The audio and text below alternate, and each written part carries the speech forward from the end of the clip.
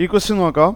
Obtain approximately the ratio of the nuclear radii of gold isotope and silver isotope. നമുക്ക് വേണ്ടത് റേഡിയസിൻ്റെ ratio ആണ്.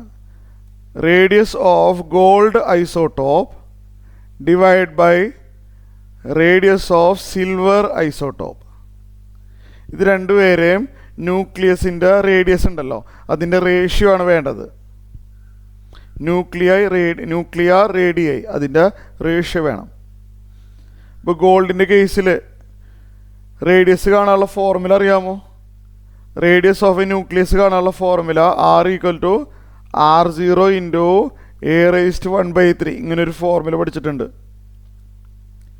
അപ്പോൾ ഗോൾഡിൻ്റെ കേസിൽ radius R0 into A. Atomic mass 197 ആണ്. ആ മോളിൽ എഴുതുന്നതാണ് atomic mass, capital A. 197 raised to 1/3 divided by. അതുപോലെ സിൽവർ ആണെന്നുണ്ടെങ്കിൽ R0 ഇൻറ്റു A⁻⁴.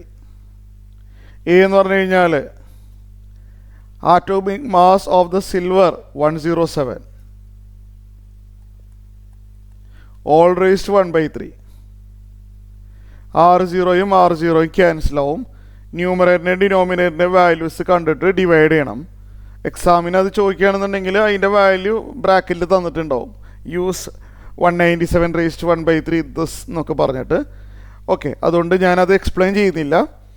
അപ്പോൾ ഇത് ചെയ്തു വന്നു കഴിഞ്ഞാൽ ആൻസർ ഞാൻ എഴുതി വെച്ചേക്കാം 1.22 അപ്രോക്സിമേറ്റ്ലി. ഓക്കെ.